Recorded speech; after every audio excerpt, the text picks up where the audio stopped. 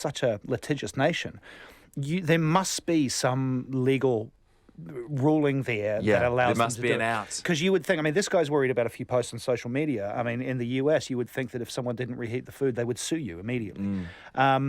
But I've never come across a restaurant in the States that won't allow a doggy bag, or at least of the ones that I've asked. So the legal position must be clear. Yeah, and I think I read something today that the legal position is clear that once the food leaves the premises that it was cooked on, it's no longer their responsibility.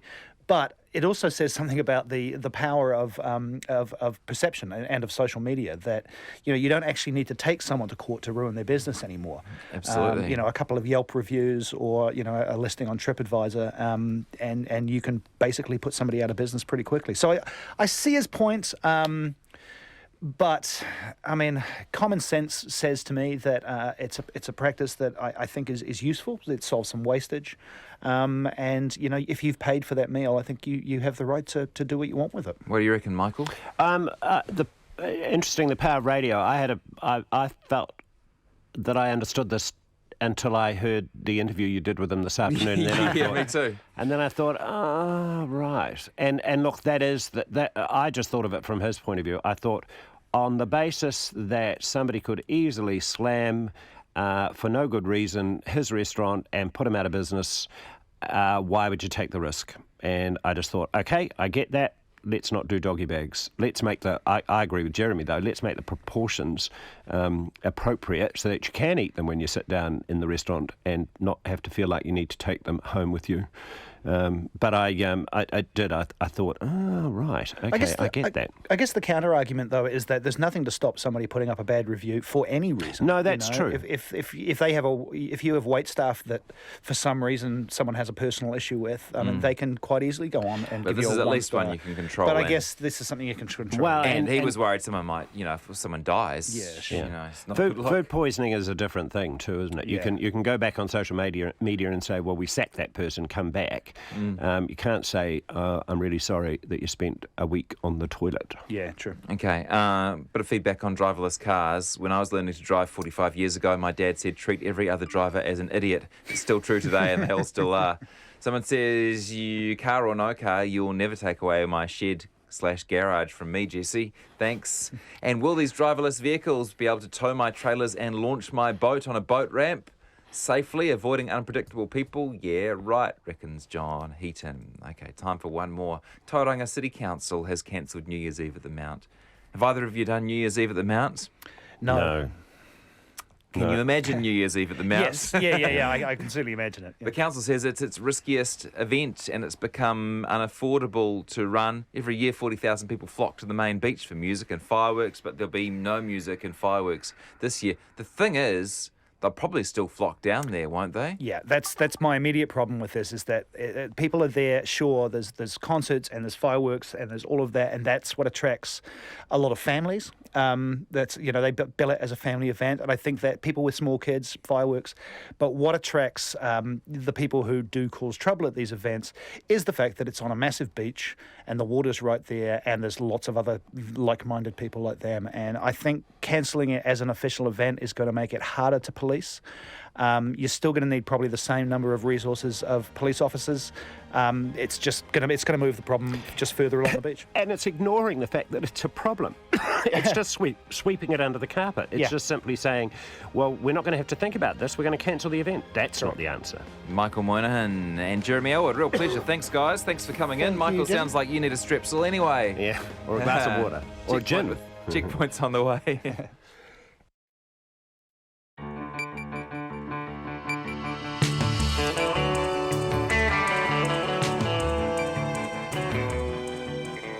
Kia ora everyone. Tonight on Checkpoint, a manhunt after a double stabbing in Otorohanga. More banks and small towns to close. Why and how many more closures are to come? Philip John Smith, how was he able to leave the country and what does it tell us about our borders? As Britain talks a clampdown on foreigners, what does it mean for the New Zealand OE? Trump and all the tax he hasn't paid, and the Dunedin Mayoral campaign in a wheelchair. All of that and more after Katrina with the news in 5 seconds.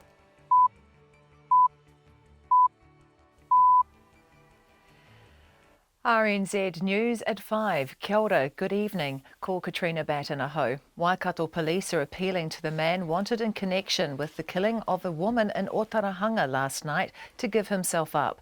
They're looking for 34-year-old Ross Bremner after the knife attack on his 60-year-old mother and his 64-year-old father, who's in a critical condition in Waikato Hospital. Andrew McRae reports. The police were alerted by a neighbour who heard and saw part of the attack. At a media conference this afternoon, Senior Sergeant Mark Green made a plea directly to Ross Bremner, telling him they need to talk so it can be resolved as early as possible. He says armed police are still looking for Mr Bremner in Otahuanga, but they don't know if he's still in the area. They're asking for sightings of his 2003 silver Honda Vectra, registration BGP 561. Ko Andrew McRae tēnei.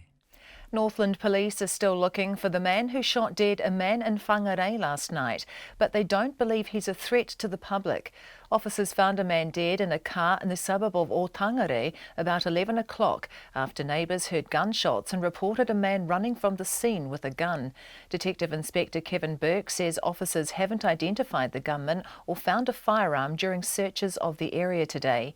The victim's body is still lying covered in William Jones Drive beside the white Mitsubishi car as forensic teams examine the scene. The government's being warned to take better control of who is entering and leaving New Zealand. It follows the release of documents from the Philip John Smith inquiry that show numerous criminals or suspects have fled despite border alerts. Smith escaped to South America on a passport he got under his birth name. Here's our political reporter, Demelza Leslie. The documents released to RNZ News under the Official Information Act reveal half a dozen cases of people who should not have been allowed to leave. New Zealand First says the figures indicate border controls are inadequate. The Green Party co-leader, Metiri Ature, says it's a serious and systemic failure between customs and corrections. She says the government needs to regularly review the system. The Customs Service says alerts can be placed on passengers for a range of offences, but if there is no alert in place, the passenger is not stopped. From Parliament, Demelza Leslie. The Police Association says methamphetamine is more pure, cheaper and more available than ever before, despite record hauls of it being seized. $17 million worth of the drug has been intercepted at the border by the police and customs. The sting, which has resulted in 3 arrests, focused on the importing of P by a member of the Thailand chapter of the Bandidos motorcycle gang. The Police Association President Greg O'Connor says 17 kilograms of methamphetamine is a lot to take off the streets, but just like the $500 million record haul found in the far north in June, it won't disrupt the supply. Our secure borders should give us a bigger advantage than anyone else. However, it's so cheap in China and other parts of the world and so expensive in New Zealand still that you can try to bring it in many ways and you've only got to get one shipment through and pretty much you've paid your way.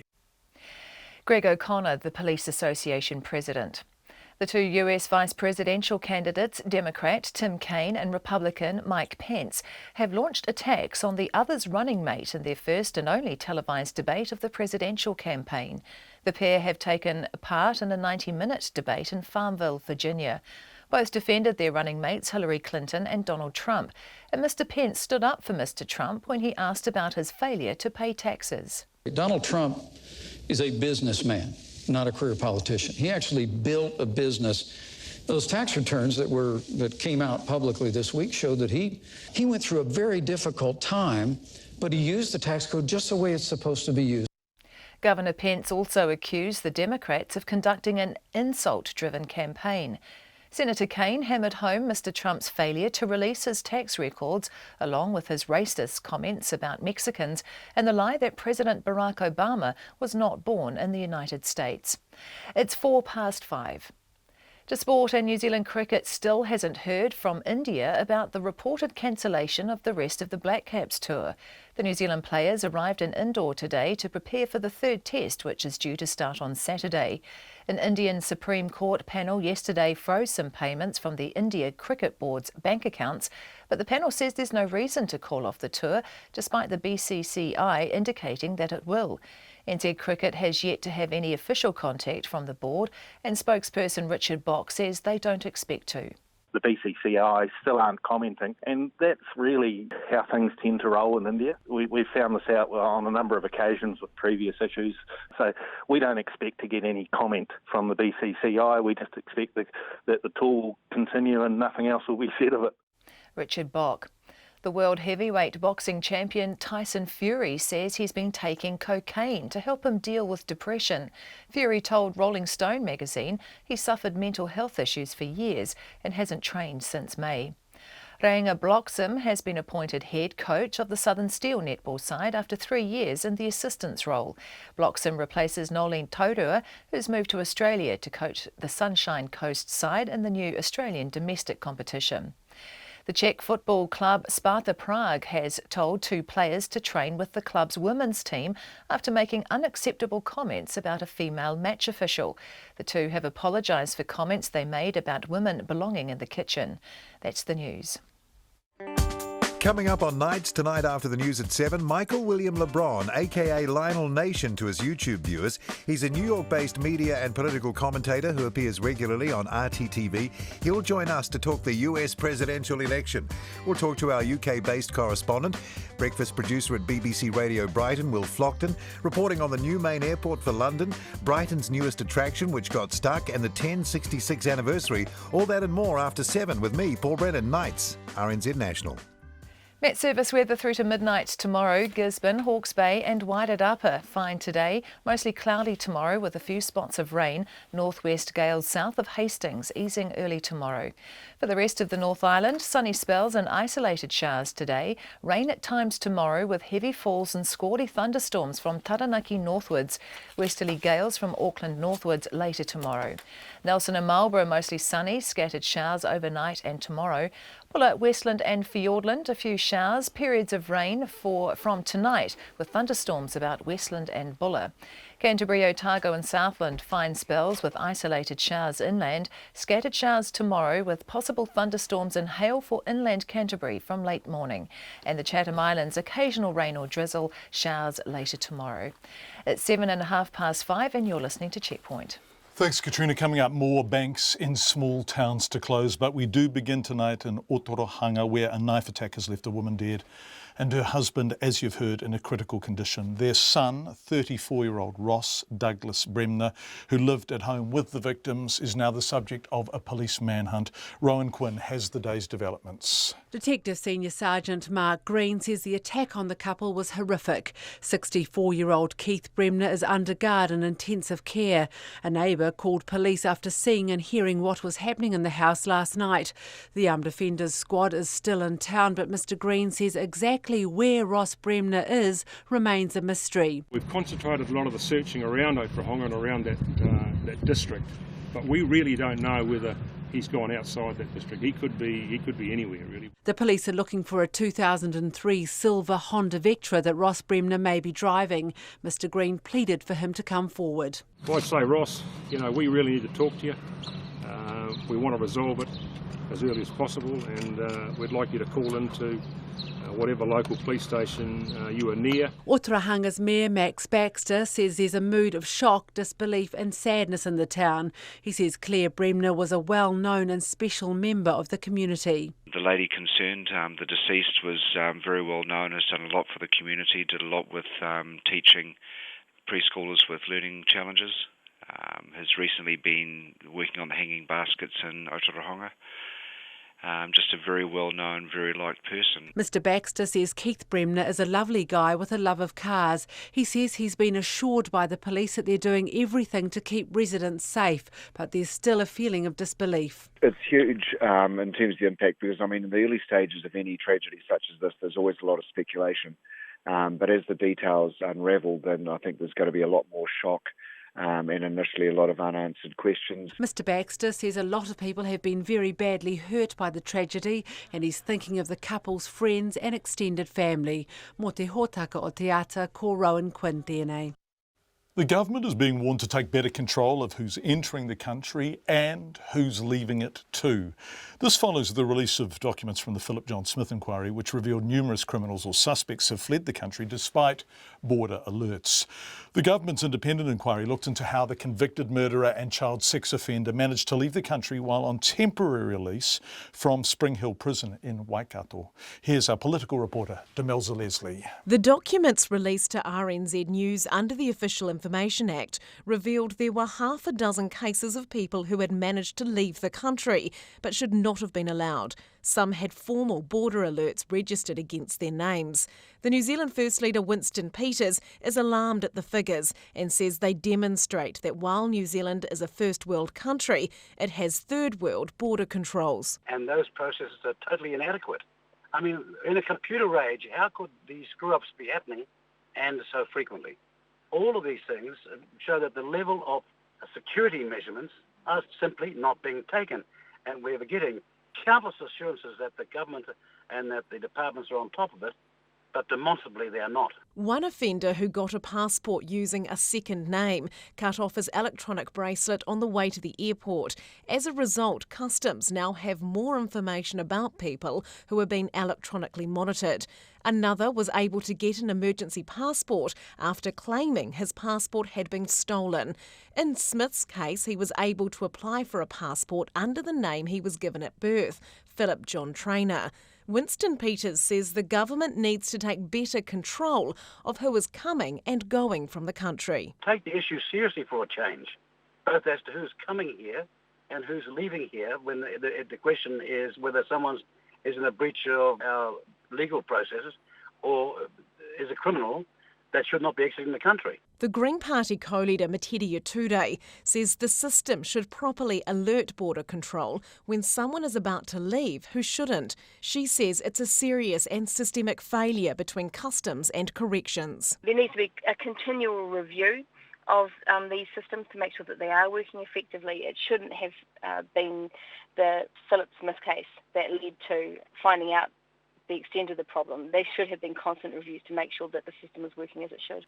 And that comes down to government not taking these issues seriously, not making sure there's the resources or the training for the staff who are using that system, and not investing in the reviews and the checks that make sure these systems work properly. The Customs Minister wouldn't comment on the documents, saying it was a matter for her agency.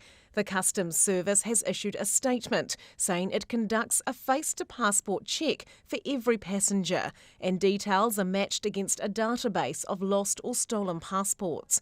It says alerts can be placed for a range of offences, but if there is no alert in place, the passenger is not stopped, unless it's part of routine screening procedures. From Parliament for Checkpoint, Demelza Leslie.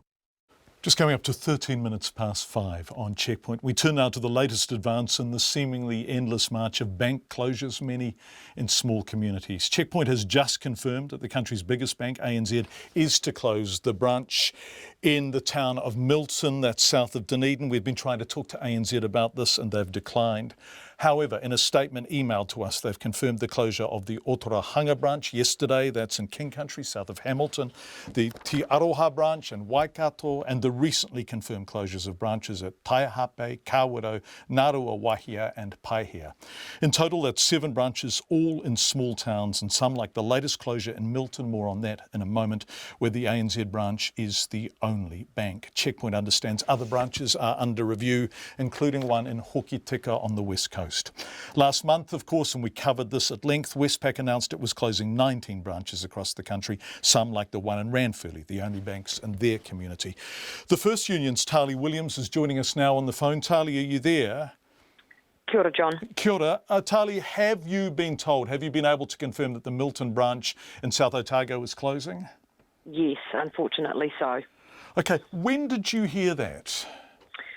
Just about 5 minutes ago from an organiser of ours who's there supporting members at the meeting. Right. Had you been told that by the ANZ? Prior to that? Yes.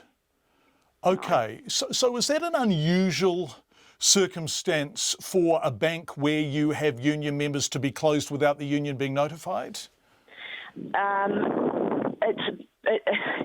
It's actually quite appalling, John. The situation is that we put in our submission last week. The submission's actually closed on Friday, and it was on Tuesday that the Otorohanga and the Te Aroha branches were proclaimed to be closed. Therefore, they only actually had Monday reviewing the information and the feedback that had come from the community. Tali, sorry, can I cut in there? So the submissions were cases on behalf of the community, the staff and the union to keep these banks open in Otorohanga, in Te Aroha and in Milton. Yep.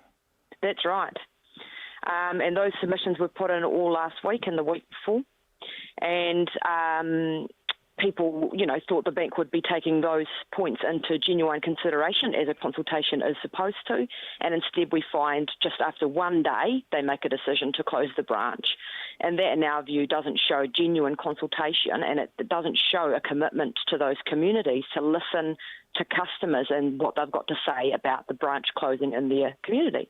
Regular listeners will know we've been speaking to you an awful lot lately because, of course, you've had 19 Westpac branch closes.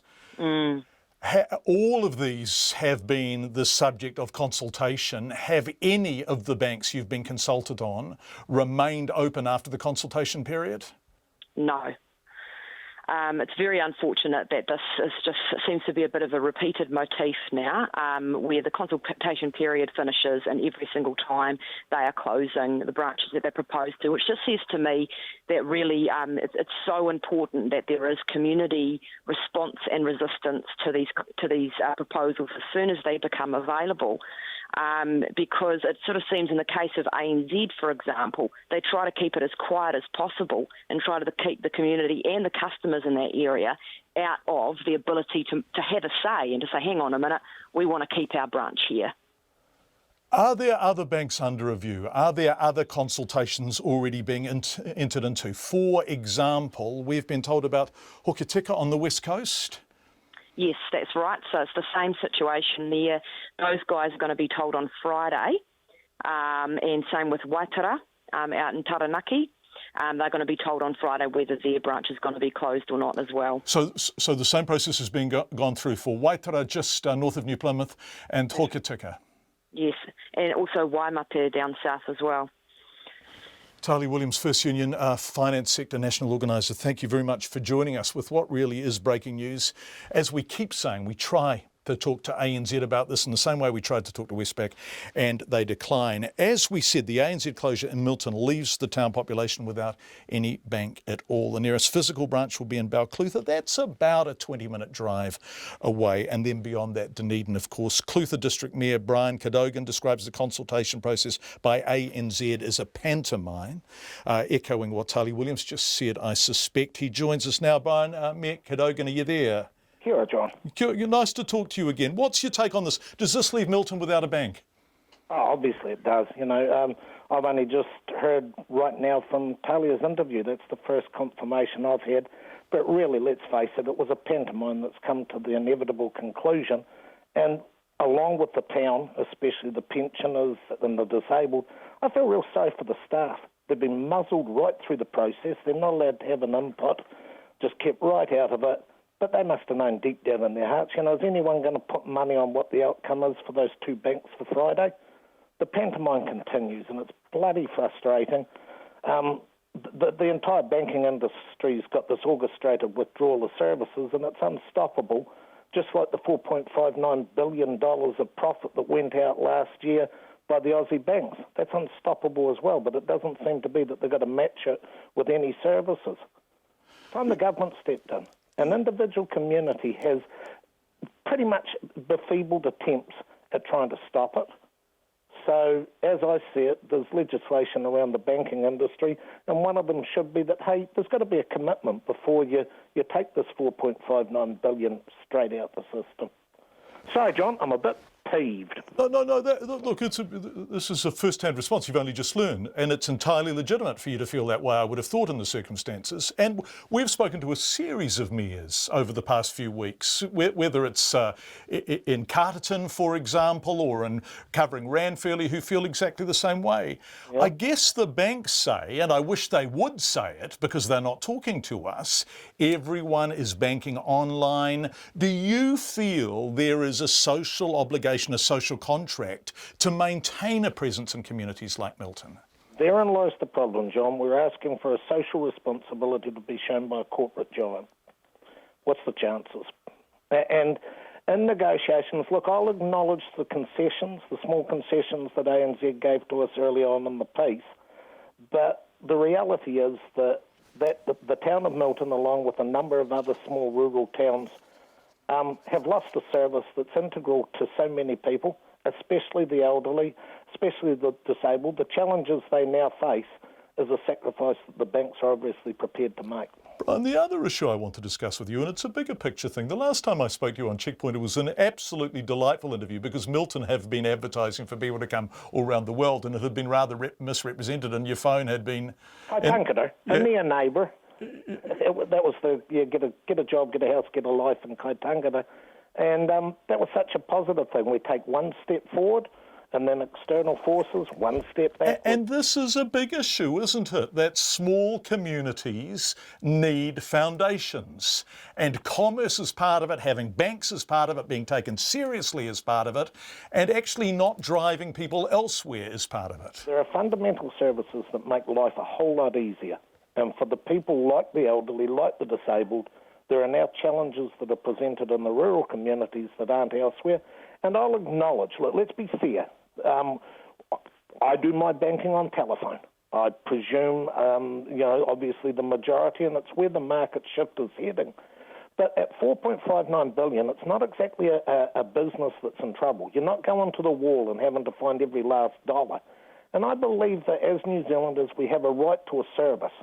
I'm not being unrealistic in saying, let's keep the banks open. I think that it's quite wrong to stir towns up and get them, apprehensive for no end gain.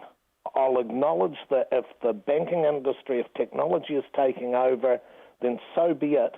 But a degree of service should be left. If there's a bank presently in your town, at the very least you should have a smart ATM to replace it. There's got to be some bottom line negotiation done by the government so that the rural towns aren't left compromised the way they are. Brian Cadogan, who's the Clutha district mayor, joining us live just minutes after he found out the news. In fact, I think probably he found it out as he was listening to Tali Williams being interviewed as he sat on the phone waiting to talk to us. It's 5:22. What did the banks themselves say? ANZ, Westpac, the Bankers Association? Well, they say nothing. We keep on asking for people to talk to us about what's going on here and why, the big picture, online banking, the whole 9 yards, and they keep on saying no. We begin with Westpac. 19 branches closed last month, including in communities where Westpac was the only bank with a physical branch. First half profits, $3.7 billion Australian dollars. Thanks, Katrina, including a record half-year profit from the New Zealand division. So, why are Westpac, whose website speaks proudly of continuous and loyal banking services to New Zealand communities, evicting themselves from 19 of those New Zealand communities? We've tried and tried, but Westpac wouldn't be interviewed. Next, ANZ, who we've already looked at, of course, but who Checkpoint has been told have more closures to come. Why? Well, their profit was down for the first half, falling 11% to just $750 million, which is still quite a lot. For the 6-month period, that's just the New Zealand division, by the way. But are they under pressure from the parent, whose profit was down 24% to $2.78 billion Australian dollars for the first half? Will more branches close? And when their website says ANZ is currently one of New Zealand's largest companies based on profit and assets. With that scale comes responsibility, and we take that responsibility seriously. Which is really good, but what does it mean? ANZ wouldn't talk to us. So, 2 banks whose parents had a total first half profit of well over $6 billion Australian dollars. Yep, couldn't put up a media spokesperson between them, not one. So we went to the New Zealand Bankers Association, whose website declares the voice of the banking industry working to support a successful banking system that benefits New Zealand. Well, that sounds promising, but the cheque bounced, so to speak, and no one from the voice of the banking industry was available to be, well, the voice of the banking industry. And so no one would front on this, from the banks closing branches, from the voice of the banking industry. No one. Big industry, quiet voice.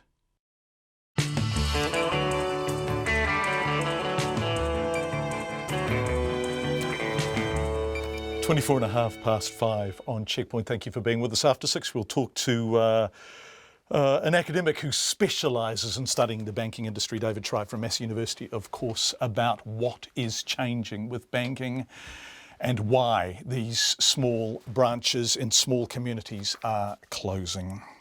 Britain is proposing a major clampdown on foreign workers wanting to work in the UK. During a speech to the Conservative Party conference in Birmingham, Home Secretary Amber Rudd announced a review into the rules employers must follow when hiring foreign workers.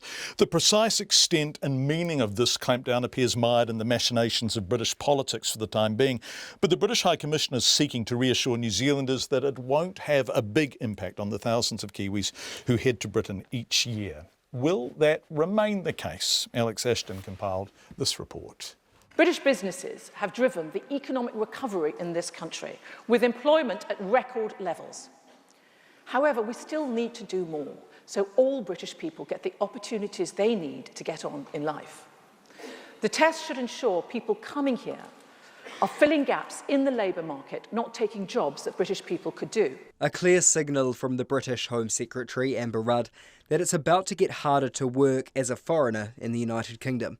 As part of overall moves to curb immigration levels, Mrs Rudd mooted whether it should be made harder for British companies to employ foreign workers. Specifically, she announced a review looking at whether employers should have to lay out exactly what they're doing to employ locals before looking to hire foreigners. Under the Conservative government's plans, students and skilled workers from countries including New Zealand and Australia, foreign taxi drivers, and Europeans convicted of minor crimes will be targeted. And while no specific changes have been announced regarding New Zealand, the rhetoric of British jobs for British people worries some Kiwis eager to make the move. Definitely people who are a few years older than me have gone and done it, and I'm thought, yeah, that'd be awesome, I'd love to do that too. Abby Banks is eyeing up a shift to the UK. Her British partner's visa expires in February, so she says the obvious answer is for them both to head there. She's worried by the talk of an immigration clampdown. I feel like my job is quite, I guess you can call it a skill job. I had to get a degree to do it, and so that does concern me with the fact that it will be hard to get anyway, and now that's made it 1,000 times harder. In London, 18,000 kilometres away, New Zealander Chris Bray is on his OE, on the 2-year working visa, available to those under 30. He doesn't think a clampdown on foreign workers would be the end of the Kiwi working holiday. He says that's because, while he is a foreigner, most Britons don't see him as one. The people that voted to leave the EU for reasons of job security and, cutting down on immigration and that kind of thing and stuff, the immigration they were talking about was from Eastern and Southern Europe and the Middle East. It wasn't immigration from New Zealand and Australia. I don't think they even see us as being foreigners. Rose Rattray went to the UK last March. Like Chris, she's on the 2-year working visa. Ended up working in a cafe, then working at an administration company and finance company in London, working as a charity fundraiser in Edinburgh, and then getting into the hospitality industry. Rose, who now lives in Cornwall, says while it first seemed like Brexit could make it easier for Commonwealth citizens to live in the UK, the opposite now seems to be the case. It's kind of scary, the thought of not being able to come back here to Polzeath, where I am based at the moment, and be around all my friends that I've grown so close with, unless they get married or sponsored, which a lot of companies don't like to do because it's a lot of paperwork and they have to prove that you are a better worker than somebody in the UK, and they just don't want to go through that. It's pretty sad to think that it's going to get even harder, The first Secretary of the British High Commission in New Zealand, Joel Watson, says Mrs Rudd has simply announced a consultation process to look at how to control migration into the UK. He says he expects the impact on New Zealanders to be low because most visitors to the UK don't need a visa, and most of those that do fall under the Youth Mobility Scheme, which wasn't mentioned in Amber Rudd's speech. For Checkpoint, Alex Ashton. 5 exactly. Marlborough's Mayor and environment groups are angry at the government's moves to loosen the rules around resource consents for marine farms aimed at saving tens of millions of dollars. The Marlborough Sounds is New Zealand's largest aquaculture site, and licences for more than half of its 600 marine farms, put in before the Resource Management Act, are due to expire. The government wants to make it easier and cheaper to renew them, but critics say that is reckless. Our Nelson Marlborough reporter, Tracy Neal, filed this report. Aquaculture has become a lifeblood for Marlborough, providing jobs and export income worth $300 million a year. The Marlborough Council has started on a plan to help guide the consent renewals process. Mayor Alistair Soman says it's a landmark chance to map out a future for the region's aquaculture. He says the plan includes a group made up of all sounds users, tasked with finding a solution to meet the needs of all. We were looking for a process also that might deal with it. We weren't saying that it didn't have to go through resource consent. We were saying we might be able to do bay-by-bay consents, that type of thing, grouping them together. But the Prime Minister, John Campbell, now says the government plans to loosen the reconsenting process to ensure the industry meets a national target of $1 billion in revenue by 2025. Mr Soman says this could wipe out the council's plan. They may not have to consent, which means they might not have to comply with some of the environmental constraints or challenges that are in the sounds. Trevor Offen of the Keneperu and Central Sounds Residents Association says it shows a reckless disregard for the environment. I've never struck it before, but there's certainly a mantra emerging, presumably before the next election, to bulldoze through some aquaculture targets that are arbitrary and at the expense of the environment and social values. The government aims to set new ground rules through its national direction in aquaculture, still in development. Environment Minister Nick Smith couldn't be reached for comment today, but told RNZ recently that the tens of millions of dollars it would take to reconsent would not be a good use of ratepayer and industry money. A Marlborough firm recently spent more than $100,000 to reconsent a licence held for 30 years on one farm alone. But Mr Offen says the government seems intent on turning the Sounds into an aquaculture park. If they roll over these marine farms as they stand, without any ability to retest the appropriateness, you are effectively consigning large tracts of the Sounds to a slow death. Mayor Alistair Soman says the government would also be contradicting its earlier statements that aquaculture developments would be promoted provided they were environmentally sustainable. Mr Offen says the dampening down of the RMA means there's less scope to fight aside from political pressure. Outside of that, we have to rely on the courts through the judicial review process to challenge the process that's been adopted to put out the likes of national policy statements on aquaculture, where they have not been through due process and where they are not properly taken account of public regard. Mr Soman, who's in his last week as the mayor, hopes the new council will be heard. For Checkpoint, Tracy Neal. The time is 27.5 to 6. Thank you for being with us. Coming up between now and 6 o'clock, a change of heart and mind on bringing home the bodies of New Zealand soldiers killed in Malaysia and Vietnam, the Dunedin Mayoral campaign on a wheelchair. And Giles Beckford's going to join us and talk to us about the government looking to force KiwiSaver providers to disclose information on what fees they charge and why. But first, Katrina Batten with the 5:33 headlines. Waikato police are appealing to the man wanted in connection with the fatal knifing of his mother and critical injuries to his father in Otarahanga to give himself up. They're searching for 34-year-old Ross Bremner after the attack on 60-year-old Claire Bremner last night. Keith Bremner, who's 64, is in a critical condition in Waikato Hospital. Senior Sergeant Mark Green says armed police are continuing to look for Mr Bremner in Otarahanga, but they don't know if he's still in the area.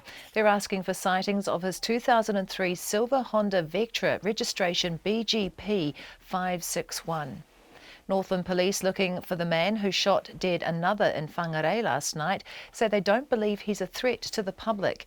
Officers found a man dead in a car in the suburb of Otangare about 11 o'clock after neighbours heard shots and saw a man running off with a gun. The country's biggest bank, ANZ, is to close its branch in the Otago town of Milton. The closure, confirmed by Checkpoint, is the 7th by ANZ recently. The others are in Otarahanga, Te Aroha, Taihape, Kawerau, Ngāruawāhia and Paihia. Last month, Westpac announced it was closing 19 branches across the country. The government's being warned to take better control of who's entering and leaving New Zealand. It follows the release of documents from the Philip John Smith inquiry that show numerous criminals or suspects have fled despite border alerts.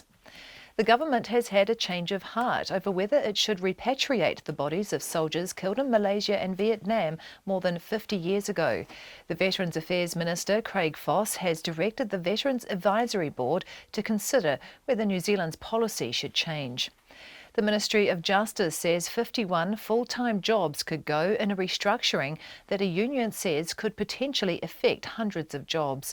The roles at stake are in the wider administration of courts and tribunals. Those are the headlines. I'll be back at 6. Thanks, Katrina. Let's turn to business news now with Giles Beckford, our business editor, who is joining us from Wellington. Thanks, Giles. Fascinating that the government wants basically to force KiwiSaver providers to disclose all the information about the fees they charge. Good afternoon to you, John. Yes, this comes from a discussion document that's just been circulated today. It's open for a month for public submissions. You'll find it on the Ministry of Business, Innovation and Employment website if you're interested. It's proposing that KiwiSaver providers should tell investors how much they've been charged a year to run their KiwiSaver account. It's also suggesting the fund managers tell their clients how much they save in any particular year and what their nest egg will be worth when they reach 65.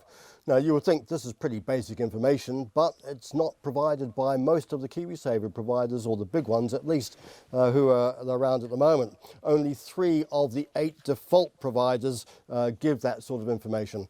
So the suggestion is that people will be able to make better and informed decisions. They'll understand more clearly what they're saving, how much they need to save, and whether in fact they're being charged too much. There is one survey that's been done that shows that the most expensive KiwiSaver provider had fees that were 8 times those of the cheapest for roughly the same sort of product. So it will lead investors to be able to ask, am I getting value for money? And also they'll be able to ask their KiwiSaver provider, what are you doing to earn those fees? Yeah. All of this has been much discussed lately, but it will be fascinating to see all of it laid out in black and white. How does this chime with information on KiwiSaver trends in the Financial Markets Authority's annual report, which you have read, Giles? From cover to cover, every clause and paragraph, I can tell you word by word. It shows, the interesting fact for me is that there were 145,000 new entrants to KiwiSaver, new KiwiSavers last year, but 175,000 people changed their KiwiSaver provider. So that means that businesses now need to go chase custom because the level of new business is slowing down, it's drying up. And where else do you get growth if you're a KiwiSaver manager, but go pinch it off the opposition? Yeah. And so what the FMA wants is that the KiwiSaver providers should be educating their customers, raising their level of financial literacy so they can make informed decisions about what they're invested in, who they're invested with, and they're starting to put the asset on the KiwiSaver providers to do that. So a little bit more pressure on the savings industry, and perhaps it tilts it more towards the consumers rather than to the suits who have been earning some pretty big money. Apparently, $160 million worth of fees have been billed but not really accounted for with KiwiSaver providers over the past few years. And 160 million in fees. Yeah, and that's a staggering amount of money. Yeah, it is. Yeah, nice work if you can get it. Well, exactly. So there's a shake-up coming anyway for the KiwiSaver industry, and that's to be welcomed, I would think. Yeah. What happened on the markets, Giles? They're weaker. The big issue that's driving really is that the US talk of the US rate rise is now gaining some prominence. A member of the Federal Reserve was quite vocal, saying he would have voted to raise rates the other week. So a December hike by the Fed looks more likely, and that's just weighing on the markets. 72 US cents for the Kiwi at the moment. That's nearly 2-month low, 94.2 Australian. And on the share market, the top 50 index down 1.1%. That's 81 points at 72.71. Giles Beckford, our business editor from Wellington. Thanks, Giles. The government looks set to do a U-turn on bringing home the bodies of soldiers killed in Malaysia and Vietnam more than 50 years ago. It's been a long-standing policy to not repatriate the bodies of military personnel who died overseas between 1948 and mid-1970. There's been renewed pressure on the government to change its policy since Australia announced it would bring its soldiers back over a year ago. Now the Veterans Affairs Minister, Craig Foss, has directed the Veterans Advisory Board to consider whether New Zealand should also repatriate its soldiers. Given there's been so much talk about this already, our political reporter May Heron asked the Minister when he decided an investigation was necessary. There hasn't been a particular moment other than an increasing awareness, particularly when I got Veterans Affairs and officials to provide me all the timelines and all the issues that happened at the time. And it's obvious that inconsistencies about what some families and next of kin were offered, what was available to them, what was communicated to them, and inconsistencies in that some fallen veterans were repatriated back to New Zealand and some weren't. And now, 30, 40, 50, even 60 years later, those issues are still before us. So thus, for the first time, I've asked for an independent group to look at all of these issues, all of the ramifications, to better inform everybody. There have been considerations and investigations into this in the past, so what makes this one different? No, there's been consideration of the issue. It was last examined in 2007 by the then Labour government, who decided to keep the status quo, but there's never been a place, a formal area where all the issues from the family's point of view, from MFAT's point of view, from cultural point of view, etc., have been examined and pulled together so a government could make more informed decisions, perhaps. The pressure to bring these bodies back has been around for a while. Yes. Even last year, the Prime Minister said that you were not going to bring the bodies back. You've said that as well. I mean, should you have not said from the get-go that there should just be an investigation? Well, you'll actually find that I've said at this time, probably on almost every comment in around that, that the status quo policy was remaining at that time, or there hadn't been any intention, and that's all correct. But with more and more information in and around this, or actually less certain information in and around this issue, came to a time where I think all of New Zealand would appreciate this being considered widely by an independent body. That's Veterans Affairs Minister Craig Foss talking to May here, and the board will meet before mid-November, so within the next month, and will report back to the Minister. Obviously, that will be widely reported when it happens. Hurricane Matthew, let's go there now, is hitting the eastern tip of Cuba after leaving a trail of destruction across Haiti. The Category 4 storm, now the most powerful Caribbean storm in almost a decade, brought torrential rains and winds of up to 230 km an hour, toppling trees, ripping roofs off homes and producing a sea surge which has flooded many coastal towns. Media reports suggest at least 5 people have been killed and up to 9,000 people are in shelters. Extraordinary destruction of fairly flimsy homes in some areas. Deborah Lutterbeck reports.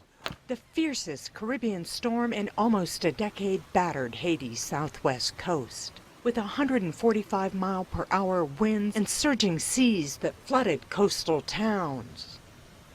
Hurricane Matthew dumped torrential rain across Haiti. With communications out across most of the country, there is no immediate word on the full extent of potential casualties and damage. Efforts are underway to clear roads. The hurricane comes at a time when tens of thousands of people are still living in makeshift dwellings after a 2010 earthquake killed more than 200,000 people. Now, Hurricane Matthew is leaving its mark on Haiti as it makes its way to Cuba and the Bahamas. Well, John Hasse is the National Director of World Vision in Haiti. I spoke to him a short time ago. He's in the capital, and I asked him to describe the damage. Yeah, it's been very bad today. We've seen a lot of flooding. We've seen a lot of rivers overflowing the banks. We have reports of several bridges going out and people losing their cars, houses in that flooding as well.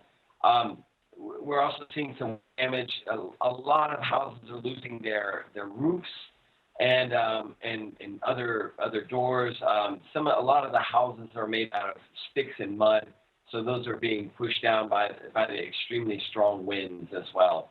So that's kind of what we're seeing. We've had a few reports of people dying because of trees falling on their houses and crushing them, and others as well. We've also heard, I've also have confirmed that at least one hospital and one clinic Well, the clinic is one of our areas of intervention, and those have been destroyed as well. So the wind and the rain, and then also the storm surge are really causing huge amounts of damage. And this adds insult to injury, because the earthquake of 2010 that killed somewhere approaching 250,000 people still has not been rebuilt from, has it?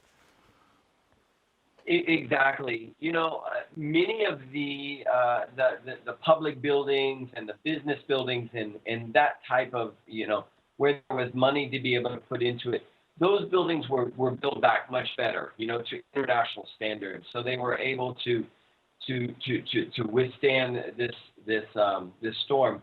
But the normal people, they just weren't able to build back that way. And so many houses are made out of, you know, have roofs of bamboo, of banana leaves, of tin, and those have been just ripped off in many cases. And so people are left to the elements and are outside. Many people weren't able to get out into the shelters that were available. And so many people were left really vulnerable because of this. John Hassey, the head of World Vision in Haiti. Let's head home again. A huge waste of time and money. That's what some residents and ratepayers in the Westland District are calling a proposed $6 million wastewater treatment plant for Franz Joseph that might be scrapped. Despite months of planning and consultation, the Westland District Council is warning the new council, to be elected this weekend, could decide to drop the proposal. Maya Burry reports. The Franz Joseph Township's 2 oxidation ponds were badly damaged when the Waihau River flooded earlier this year. The Westland District Council was proposing a $6.2 million plant to replace the ponds that would cope with demand during the busy tourist season. But the district's outgoing mayor, Mike Havel, says the incoming council could scrap it and look at alternatives. A cheaper alternative may be considered, but that also comes with risks as well. So, yep, it will be still a big decision to make. Only 3 current councillors are running again in the district's local body elections, with preliminary results expected to be known on Saturday. The chairman of the Westland Ratepayers and Resident Group, Max Dowell, says if the new council has any common sense, it will look at cheaper options, which the current council never investigated. Not one of them had enough clues to ask the questions, what were the alternatives? Common sense has to win in the finish. Why throw money at something when there are other alternatives to do the same job more efficiently? It's been a huge waste of time. Anya Kremer has lived on the outskirts of the Franz Joseph Township for over 40 years. She says some councillors didn't even bother to attend the public consultation meetings over the proposal. Well, it was a lost cause from start to finish. So do you think it's back to the drawing board? That's what the council needs to do? If we get a new council, don't care who it is, they have to go out of their office and consult with the locals what they be in favour of and what can be done. Gavin Malloy, who is running for council, says he's put an alternative, cheaper proposal on the table that involves improving the current oxidation ponds for possibly as little as $500,000. He says the new council will need to act quickly. As we go into the tourist season, there is a significant environmental issue there. The ponds smell like hell. They're totally inadequately sized, and this proposal that I'm working on could potentially fix that before the height of the tourist season, and that's the angle I'm working on. Mayor Mike Havel does not agree that the council has failed to do the job properly. No, I don't accept all the criticism. I believe there is a certain amount of self-interest behind some of the criticism, and but that's part of life too. But the council's faced up to the issue and put its best foot forward in trying to resolve it. The newly elected council is expected to discuss what to do next at its first council meeting later this month. In Christchurch for Checkpoint, Maya Burry. The 2 vice presidential candidates in the US, Democrat Tim Kaine and Republican Mike Pence, have traded insults and launched attacks on each other's running mates in their first and only televised debate of the election campaign. Our US correspondent Priscilla Huff has this summary of the debate. The final question of the vice presidential debate may have been the most important question of the event. How can the United States be unified after this divisive campaign? Tim Kaine, the Democratic candidate. Yeah, I think it's fine to be a Democrat or Republican or independent, but after Election Day, the goal is work together. And Hillary Clinton has a track record of accomplishment across the aisle that will enable her to do just that when we work with the new Congress in January. Mike Pence, the Republican candidate. I think the best way that we can bring people together is through change in Washington, D.C. You know, I served in Washington, D.C. for 12 years in the Congress of the United States. And I served with many Republicans and Democrats, men and women of goodwill. The potential is there to really change the direction of this country, but it's going to take leadership to do it. Both men have lots of experience in the U.S. Congress and as state governors. The debate was not about their qualifications, but it did speed through a laundry list of topics, including the economy, Iran, Social Security, race, and law enforcement. And both sides attacked, with Donald Trump's taxes and Hillary Clinton's use of a private email server coming up repeatedly. Tim Kaine. 6 times tonight, I have said to Governor Pence, I can't imagine how you can defend your running mate's position on one issue after the next. And in all 6 cases, he's refused to defend his running mate's. No, don't put words in my mouth. All right. If he's going to do that, you got to give And yet, he is asking everybody to vote for somebody that he cannot defend. Even the moderator, Elaine Quijano of CBS News, got frustrated with the two men's ability to go off topic, answering a very specific question about North Korea and the proliferation of nuclear weapons with answers about allegations about the Clinton Foundation and the Donald J. Trump Foundation. But again, I would remind you both this was about North Korea. It's unlikely any voters' minds were changed by the debate between the two men to be the Vice President of the United States, except to be reassured that they are qualified and well briefed on the issues. For Tim Kaine, he may have interrupted a bit too much, while Mike Pence's solid performance reminded political watchers if any other Republican were running against Hillary Clinton, she'd probably lose the race for the White House. But the reality is, now the focus is back on Hillary Clinton versus Donald Trump. For Checkpoint, I'm Priscilla Huff in Washington. Thanks, Priscilla. 8.5 to 6. The Police Association says methamphetamine is purer, cheaper and more available than ever before in New Zealand, despite record hauls of it being intercepted at the border. Today, police revealed $17 million worth of the drug seized after a 7-month-long sting in Auckland. 3 people are due to appear in court. Our Auckland police reporter, Carla Penman, has more. Police say their joint operation with Customs focused on a member of the Thailand chapter of the Bandidos motorcycles gang importing the methamphetamine. Along with the drugs, about $150,000 of recently bought jewellery and $200,000 in cash were also seized. The outgoing Police Association President, Greg O'Connor, says 17 kilograms of methamphetamine is a lot to take off the streets, but it won't disrupt the supply. There is no answer. No country has been able to do this. Our secure borders should give us a bigger advantage than anyone else.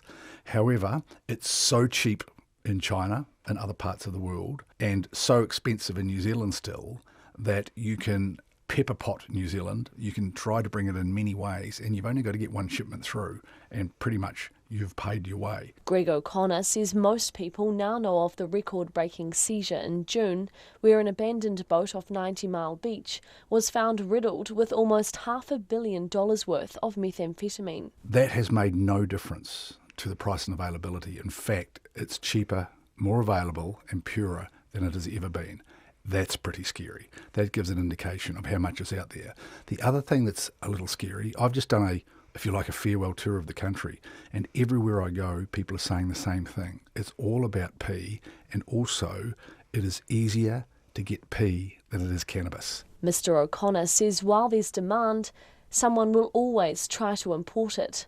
Detective Senior Sergeant Albie Alexander says the police could well find more methamphetamine and in different parts of the country in relation to the latest seizure. He says they're now looking into the gang members' connections. We'll have to see and establish whether he's got any further links in this country with any members of that organisation that he's involved with. But at the moment, those lines of inquiry are still continuing, so that remains to be seen. Mr. Alexander says he attributes the big drug busts during the past year to their work alongside Customs staff. Greg O'Connor says the police alone are never going to be able to beat methamphetamine. He's calling for a new government-led, cross-agency approach to tackling this second wave of the drug. In Auckland for Checkpoint, ko Carla Penman Tēnei. It's been a bit of a miserable, rainy old day in Dunedin, we're told, but the local body elections are heating up as candidates competed in a race they were completely unfamiliar with. Now, you may have heard about the stars where a Dunedin mayoral candidate discouraged Joshua Perry from standing for the council on the grounds Mr Perry, who has cerebral palsy, might be hard to understand. Now, Mr Perry took issue with this, not surprisingly, and challenged the candidates to wheel a mile in his shoes on a busy lunchtime in Dunedin CBD. Our reporter Ian Telfer was with the candidates as they piled into wheelchairs and struggled to race down George Street and back to the council offices. My name is Abe Gray. I'm a candidate for mayor in Dunedin City Council. And what are you doing here today? This is the Dunedin Mayoral Candidates Wheelchair Challenge, conceptualized by DCC candidate Josh Perry, who himself is in a wheelchair, so us other candidates can see, what it's like. What are the issues faced by people with mobility issues? Well, what is it like so far? Man, my arms are tired.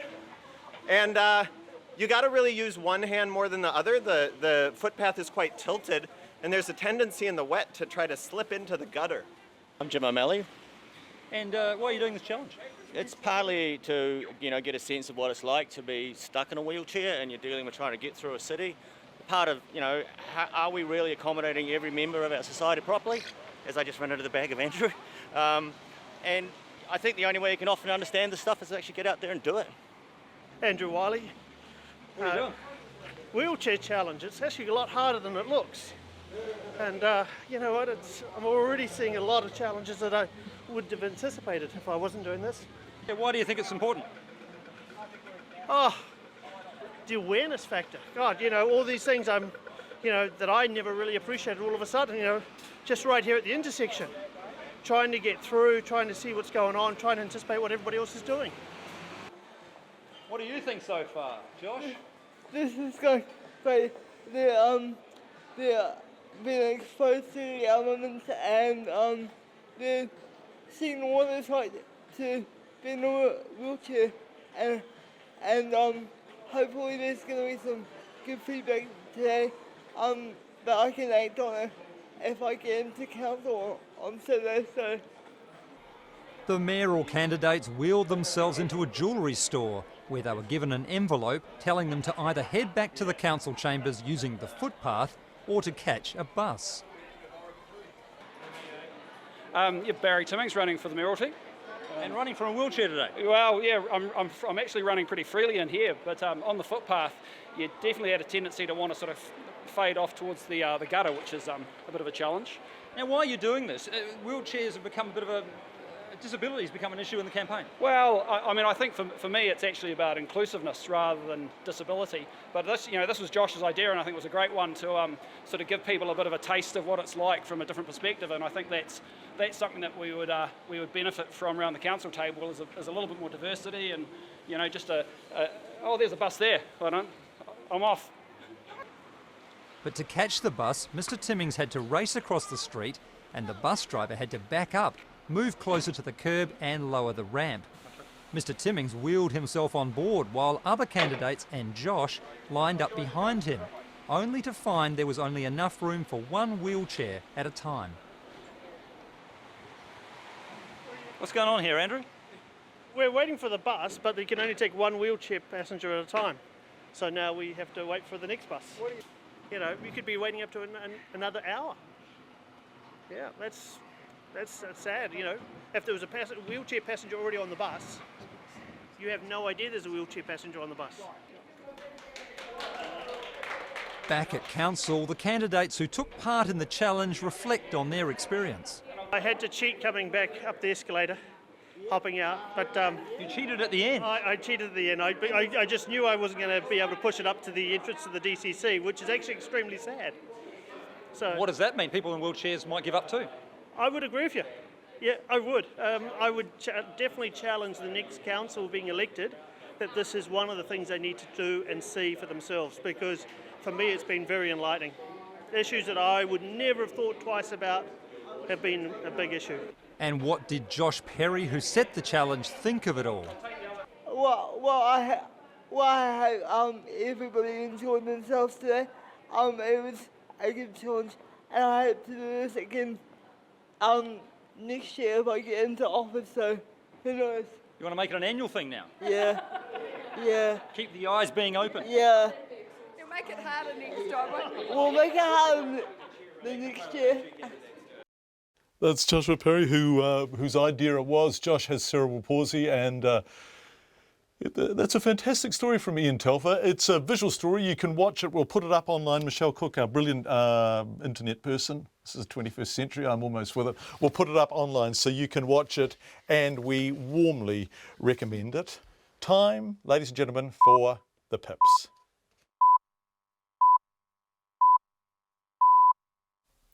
RNZ News at 6. Ngā mihi nui, good evening. Ko Katrina Batanaho. The police are appealing for an Otarahanga man wanted in connection to the fatal stabbing of his mother to come forward. 60-year-old Claire Bremner was killed and her 64-year-old husband Keith was critically injured in an attack last night. The police have spent the day looking for their son Ross, who lived with them at the house. Detective Senior Sergeant Mark Green says they don't know where Ross Bremner is and are searching for a silver Holden Vectra that he may be driving. Ross, we really need to talk to you. We want to resolve it as early as possible, and we'd like you to call into whatever local police station you are near. Detective Senior Sergeant Mark Green. Keith Bremner is under guard in intensive care. The Green Party says the government should regularly review the country's border controls. It follows the release of documents from the Philip John Smith inquiry that reveal numerous criminals or suspects have fled New Zealand despite border alerts.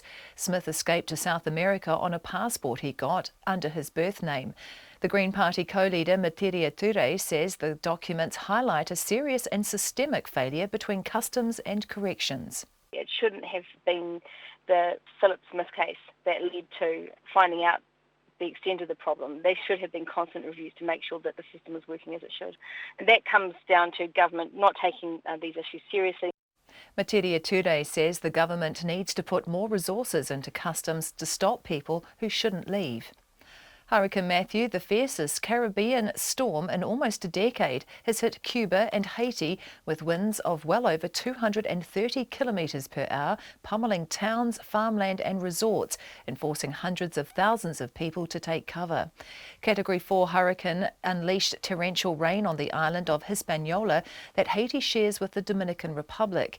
At least 4 people were killed in the Dominican Republic by collapsing walls and mudslides. 2 died in Haiti, where communications in the worst hit areas were down, making it hard for authorities to assess the scale of the damage.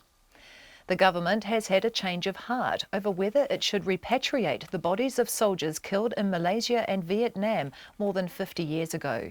It's been a long-standing policy not to repatriate the bodies of military personnel who died overseas between 1948 and mid-1970, but there's been renewed pressure to do so since Australia brought back some of its men a few months ago.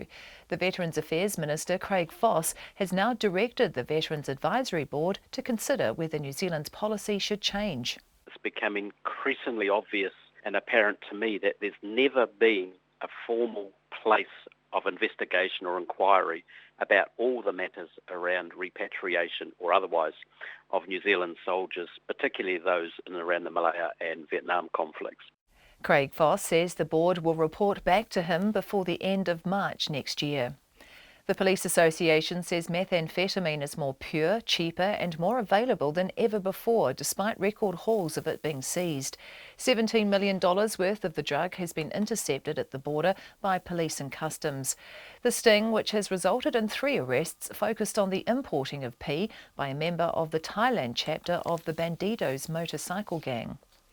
The Westland District Council says a proposed $6 million wastewater treatment plant it spent months consulting on for Franz Joseph could be scrapped by the incoming council.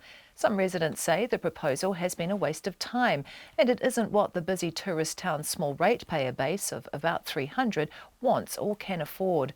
The township's 2 oxidation ponds were badly damaged when the Waihao River flooded earlier this year.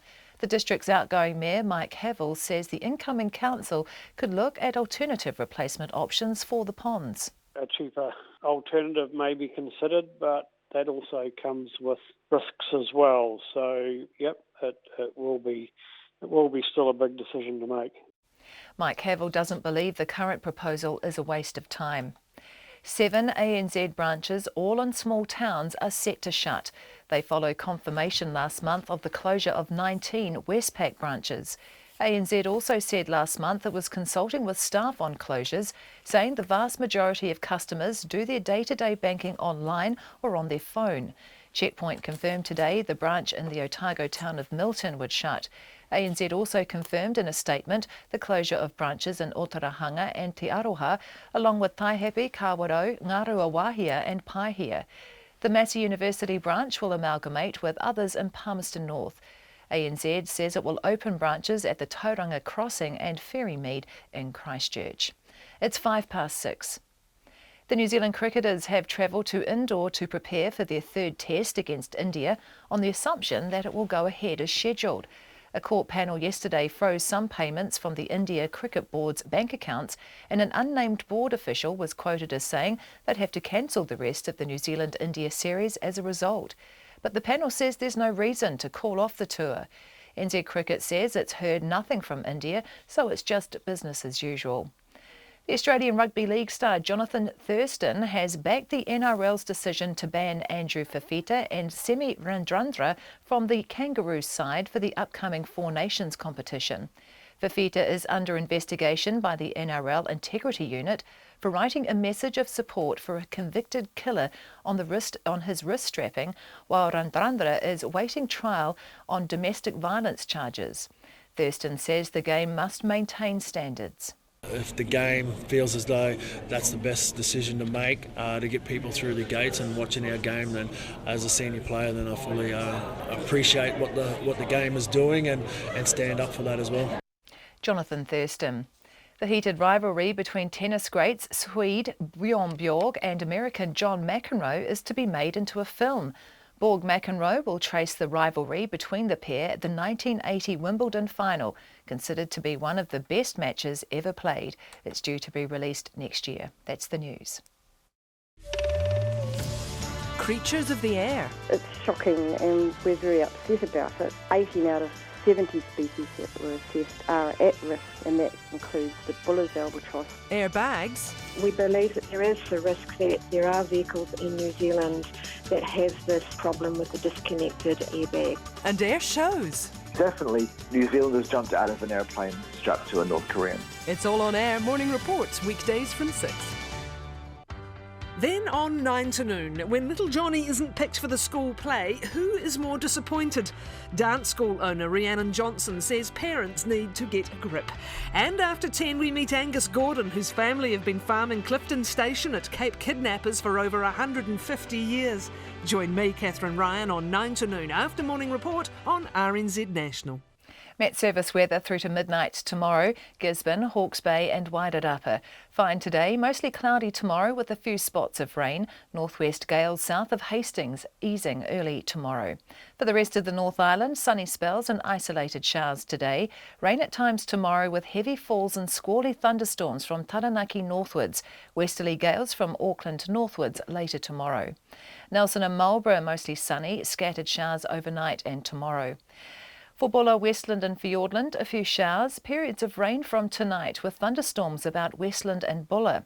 Canterbury, Otago and Southland, fine spells with isolated showers inland.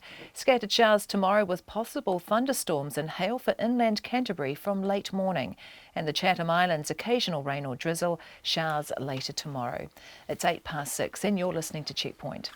Thank you very much indeed, Katrina. Earlier in Checkpoint, we looked at the rapidly diminishing number of bank branches in New Zealand. In the past month, 26 have been announced as closing, 19 by Westpac, 7 by ANZ, including the news we broke tonight that the bank in Milton is to close. And Checkpoint understands there are more to come. Hokitika under review and more too. Many are in small towns. Some are the only bank branches in those towns. Westpac and ANZ are part of Australian companies which reported combined profits of over $6 billion Australian dollars for the first 6 months of the financial year. That's seen the union representing banking staff and mayors in a number of the towns losing their banks, telling us there is a social obligation of some description to keep banks open where there is nowhere else to go in a town. The banks themselves have repeatedly refused to talk to us about this and about how many more branches will close. So too has the Banking Association. But Dr. David Tripe is a banking expert at Massey University, and he says this is the reality of the internet age. As more and more people bank online, fewer physical branches are needed, and branches in our smaller communities are increasingly not paying their way. What is going on is that we are seeing the gradual shrinkage of bank branch networks, just as we are seeing the gradual shrinkage of other retail stores from smaller towns and shopping centres. So it's not necessarily a concerted process, it's just gradually happening as people take up other channels. It's not, and some of the bank branch closures are of the only bank in town. Many of the others are not in that situation. And once again, some of these are just difficult to operate and a nuisance to operate and probably relatively costly to operate. So I'm not going to criticise the banks for closing them, because over the next 15, 20 years, we're going to see a lot more in the way of bank branch closures. Because the world is changing, and because the world is changing. Yes. Right. Okay. So we don't actually complain when Whitcoulls closes down a branch. No, we don't. But David, and look, I don't want to make you an apologist for the banks, because you are an academic and you are entirely independent and you don't work for any of them. But Whitcoulls didn't have a first half profit of 3.7 billion Australian dollars, did they? No, I mean, doesn't that mean that we can require more of these guys because they have money? It's not as if they are walking near the edge of the cliff. And the other thing is, so much of their rhetoric is based upon connectivity with New Zealand, with the community, a sense of nationalism, a sense of engagement. Aren't they required at some level to put their money where their mouth is? I've actually quite long discussed the issue of whether there is an implicit social contract with the banks. So the real question is whether having a network of branches in out-of-the-way places is actually supporting the contract, that implicit social contract. Now, the story for Ranfurly and Fairlie is probably different from pretty well all the other situations where Westpac's closing branches. Now, what tends to happen when bank branches close in places like that is that, in fact, retailers and others in the community work out a system for themselves. Sometimes the departing bank will put a structure in place. Now, I seem to recall that when the National Bank closed a branch in Mangataroto in Northland in the late 1990s, they actually set up a structure for the local community to be able to access some form of banking services. But within about a year or two, the local community, to a large extent, lost interest in that, and they had found that they didn't actually need that in the same sort of way. So, it's nice for banks to have branch networks. It's nice to have contact with them, but I'm not sure that it's really doing much good for either the bank, and it's not really necessarily saving a lot for the community. And that's that. Well, I'm open to argument, but I also think that we're going to see a lot more bank branch closures, and I don't actually think that when it comes to the crunch, most of us will be that aggrieved about it. And quite frankly, to the odd occasions when I do go into bank branches, I'm amazed by what people are doing in there, and actually very, very little of what they do is actually adding any value to the bank in terms of linking them to a revenue stream or providing service to a customer which might not be provided in some other way. To David Tribe from Massey University. We've tried, as we've said repeatedly, to talk to the banks. We've tried repeatedly, and it's frustrating because they have large media departments and we wonder what they're for if they don't want to talk to the media. You can sense my exasperation, but really and truly none of them are fronting, and nor is the Bankers Association. Kia ora, John, says Selwyn. Lots of feedback coming on this. If Westpac does the government's banking yet is not prepared to keep small town branches open, then I believe that the government should take the businesses off Westpac and give the contract to a New Zealand bank, preferably Kiwi Bank. And TT says, hi John and team, great story on the banks, but we all know what rhymes with bankers, don't we? And it's certainly not good customer service. Thank you for your feedback.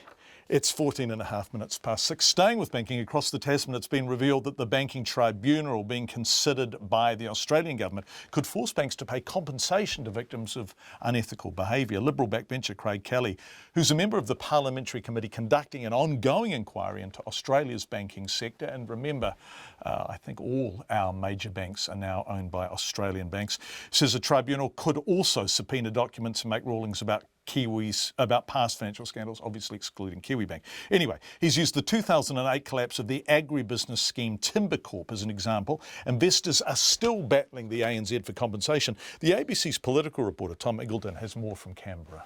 Many of the 18,000 victims of the Timber Corp collapse are still battling for compensation. Some lost their homes, others their life savings. Liberal backbencher Craig Kelly says a banking tribunal with strong powers could be the breakthrough victims have been looking for. We need a banking tribunal that enables people in the Timber Corp case to actually take that case to a low-cost tribunal where they can subpoena documents and actually get a result in the case. He says the victims of rip-offs are usually too scared to take the banks on in court because they can't match their ability to hire top legal teams and the time it takes to exhaust the appeals process. A tribunal, he says, had stripped the banks of an unfair legal advantage and it could be given the power to look back into past financial scandals like the Timber Corp collapse. You might want to backdate it 5 years or 6 years, but someone that has a case against the bank, that thinks the bank has done the wrong thing by them in breach of their contract, that banks have acted unconscionably, you can then bring that case to a tribunal and the tribunal has the power to make a binding decision upon the bank to pay a certain amount of compensation. The Prime Minister, Malcolm Turnbull, confirmed last month the government is considering a banking tribunal but didn't spell out the details. Naomi Halpam's a Timber Corp victim who's been calling for a royal commission into banks. Depending how a banking tribunal is structured, that could certainly be a good idea. But I don't think that that is something that should be occurring as an alternative to a royal commission. Labor's still likely to continue its push for a royal commission. Katie Gallagher is the Shadow Minister for Financial Services. The banking tribunal will deal with people once they've been burnt by the system, once they've lost their savings, their business, their house. It won't actually stop some of these from occurring in the first place. And I think that's at the heart of what a royal commission and the powers that a royal commission could bring would deliver. That's Australia's Shadow Financial Services Minister, Katie Gallagher, ending that report from ABC's Tom Eagleton. At 17 minutes past 6, Donald Trump may call paying no income tax smart. Well, he did call it that, but most Americans believe it's unpatriotic. The Republican presidential candidate's taxes have been a big campaign issue after the New York Times released a portion of his 1995 tax returns, estimating the billionaire businessman has likely paid no taxes over many years. Mr. Trump hasn't denied that report and has said he's brilliantly used US tax rules to his advantage. But a just-released Reuters Ipsos opinion poll shows 67% of Americans, that's two-thirds of course, believes it's selfish for a presidential candidate to pay no taxes, while 61% say it's unpatriotic. Here's the BBC's John Campbell. And Americans pay federal income tax. It's the subject that won't go away, and it's the subject the Clinton campaign are oh so keen to keep in the headlines. Donald Trump's taxes, the focus of this latest attack ad. This guy lost almost $1 billion in 1 year. He's still refusing to release his tax returns, but he's not denying the claims he may have not paid federal income tax for nearly 2 decades. And last night claimed again it showed how clever he was. I was able to use the tax laws of this country and my business acumen to dig out of the real estate mess. You would call it a depression, when few others were able to do what I did. In those I'm a star. Thank you. You are too. But the 3 pages of his 1995 return, published by the New York Times, show that he lost over $900 million in 1 year. And Hillary Clinton had this question. Yesterday his campaign was bragging. It makes him a genius.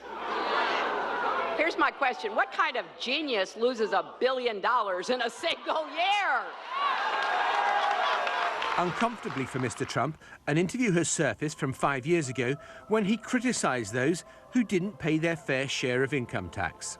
Well, I don't mind sacrificing for the country, to be honest with you, but, you do have a problem because half of the people don't pay any tax.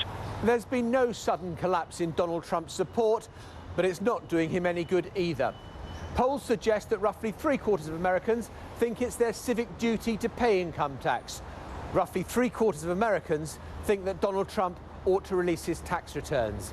On this issue, he seems to be on the wrong side of public opinion. The BBC's John Campbell taking the time to 19 3/4 minutes past 6. A former inmate's claim for compensation for unlawful detention may not be heard until next year if the Corrections Department chooses to defend it. Michael Marino was jailed for 22 months on several charges, including domestic violence, and should have, by his calculation, been released last January, taking into account his remand in custody. We, of course, looked at this issue at length a week or two ago. Last month, the Supreme Court ruled the department had failed to factor in the remand time when calculating his release date. Yesterday, his lawyer, Douglas Ewan, filed a claim for compensation for unlawful detention. Our court reporter Anne-Marie May spoke to Mr Ewan and filed this report. Douglas Ewan says Michael Marino was held for just over 4 months longer than he should have been, and the compensation sought is in the tens of thousands of dollars, but he wouldn't reveal the exact amount. He's seeking summary judgment in the High Court, which enables a quick resolution in cases where a full trial involving evidence from witnesses isn't needed. Mr Ewan says summary judgment can be sought if the Corrections Department has no defence in law to the claim. I'll be asking the High Court to determine that as a result of the Supreme Court judgment that all important crucial facts have been determined in the course of that case, and therefore the only remaining question will be, if the court decides in my favour, how much the compensation will be. Douglas Ewan is questioning comments about compensation made by the Corrections Minister Judith Collins when the Supreme Court ruling came out. The Minister, when she spoke to Checkpoint, indicated she thought compensation was unlikely because the department had acted in good faith and in reliance on previous court decisions. So the question will be for the High Court this time round, is that a defence to Mr Marino's claim? On the existing case law, it appears that it is not. Douglas Ewan has also been contacted by several other former inmates and says the timeframes of their potentially illegal detention vary from as little as 2.5 weeks to 10 months. Some legal commentators have suggested that under legislation enacted earlier this century, any compensation paid to Michael Marino could end up going to his victims. But Douglas Ewan says he hasn't even considered that yet. Some claims may be amenable to the Prisoners and Victims Claims Act. It is premature to be making that kind of inquiry. I haven't been looking at the Prisoners and Victims Claims Act in any detail simply because at this point in time I don't have a judgment that says I'm entitled to compensation on behalf of my clients. If and when that happens, that bridge will be crossed in due course. In a statement, the Corrections Department's Deputy National Commissioner, Rachel Leota, says the Supreme Court decision has led to a small number of extra prisoners being released each week. However, the department would not comment on Michael Marino's compensation claim, saying it will await the court's ruling on that matter. For Checkpoint, Anne-Marie May. The Russian tennis star Maria Sharapova has had her 2-year doping ban cut from 2 years to 15 months by the Court of Arbitration for Sport. The former world number one was banned from the sport after failing a drug test at the Australian Open earlier this year. The new ruling means Sharapova is free to return to the court in time for next year's French Open in May. The ABC's Penny Timms has filed this report. It was the outcome Russian tennis player Maria Sharapova was hoping for. Mathieu Ribes is the Secretary-General of the Court of Arbitration for Sport. In the procedure between Maria Sharapova and the ITF, the International Tennis Federation, the Court of Arbitration for Sport has decided to reduce the period of suspension of Maria Sharapova from 2 years to 15 months, starting on 26 January 2016. That overrules a decision made by the International Tennis Federation known as the ITF. In June, it banned Sharapova from the sport for 2 years after she failed a drug test and admitted to taking the WADA-banned heart medication meldonium. CAS has found that Sharapova did bear some fault in the saga by failing to ensure that the drug she'd been taking for a decade complied with a 2016 update of anti-doping regulations. But unlike the International Tennis Federation, the court does not consider it was a significant fault. There was some mitigating circumstances which actually justified the reduction of the ban. She took the substance after the 1st of January 2016. She admitted her fault, and therefore the fault was considered as not significant. Maria Sharapova has told PBS she still finds it difficult to understand the drug's banning. I know how common it is. I know that it's on the vital and essential list in Russia, which protects along with ibuprofen. It's taken as aspirin in Russia. So to me, I can't even grasp my head around that fact. But above all, she's thankful that her ban has been reduced. I have this incredible opportunity to play tennis again, but what I went through, and as I said when I received the email back in March, I was so shocked in the first place because I was taking a substance that was completely legal for 10 years, that a doctor had recommended for me after so many different medical tests. I was 18 years old, I had won a Grand Slam, and all of a sudden I'm sitting in my bedroom, I get an email from the ITF saying I had this violation. I just thought, how could I have not known this? There were so many ways I could have known, and I did not. Her lawyer is John Hegarty. He told Tracy Holmes from ABC's News Radio it's a damning decision. Well, they've issued, in my view, a decision that says the ITF tribunal got it wrong, and that Maria made an honest mistake, that she took the Mildronate for medical reasons as recommended by her doctor, that she didn't hide the use of it, and that she was in no way performance enhancing or a cheater or an intentional doper. Maria Sharapova is free to return to professional tennis in late April. That's the ABC's Penny Timms. Gun violence is soaring in the US city of Chicago amidst a backdrop of poverty and an embattled police force. Homicides this year are on track to hit their highest level since 1997, 19 years ago. Vanessa Johnson reports. It's been a deadly year in Chicago, more than 500 murders so far, putting the city on track to hit its highest level of homicide since 1997. They killed my baby out here in this alley. The spike in violence has city officials and activists scrambling to find solutions. Cook County Commissioner Richard Boykin. This is a war. This is a state of emergency. It is unacceptable. There is too much blood in the streets. Boykin says the root cause is poverty. Just miles from Chicago's gleaming skyscrapers lie some of the city's most violent neighborhoods, marred by drugs, gangs, and easy access to guns. I feel at risk just by coming outside. Just by me waking up and putting on my clothes and coming out my front door, I'm at risk. But reducing the risk is proving difficult. Mistrust of police is rampant, and a high number of murder cases go unsolved. And Chicago police are themselves under federal investigation over use of lethal force. Police union boss Dean Angelo says the public scrutiny is largely unfair.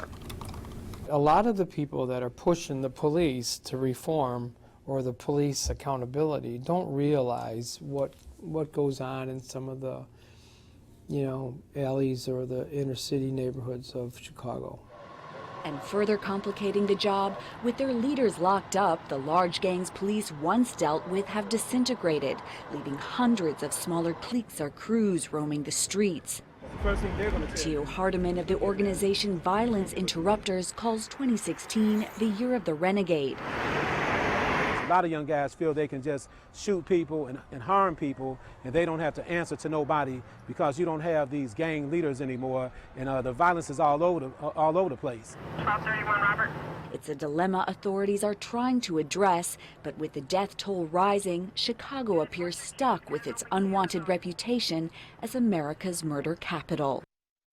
Got about a minute and a half before the end of the show. So here is a fascinating story about internet search giant Google, of course. They've unveiled their own it's their first own brand phone. It has a 12 megapixel camera and they say unlimited photo storage. Unlimited? Really? Well, Gillian Kitchener reports the most interesting thing about this is the battle for smartphone supremacy. This is Pixel, Google's new smartphone compatible with their new virtual reality headset. Executives say it has the best available smartphone camera on the market. The 5 and 5.5-inch screens alone will help with the photographic eye, but that's not all.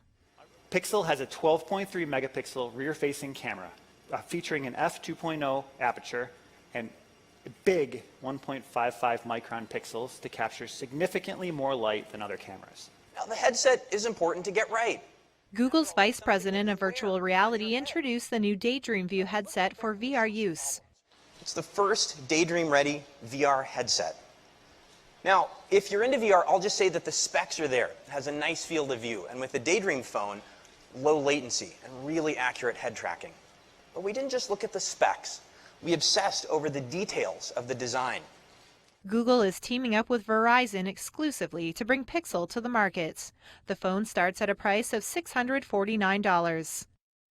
Goodness gracious me. That is the end of Checkpoint for tonight. Thank you for being with us. On behalf of our excellent team, a very good evening indeed. RNZ News headlines at 6:30. The Waikato DHB says an Otorohanga man wanted by police after his mother was fatally stabbed has been a client of their mental health and addiction services. Hurricane Matthew has hit Cuba and Haiti, causing death and destruction. The Green Party says the government should regularly review border controls after it was revealed numerous criminals or suspects have fled the country despite border alerts. In 7 small-town ANZ branches, the latest in Milton and Otago, are set to shut. Our next news and weather is at 7. In illness, we work really hard to hide. Who that person was seemed shameful and bad, like a failure. Depression is also the family secret most of us have. Many people are actually keeping a secret from people who have the same secret from them. I'm Guy Raz. Our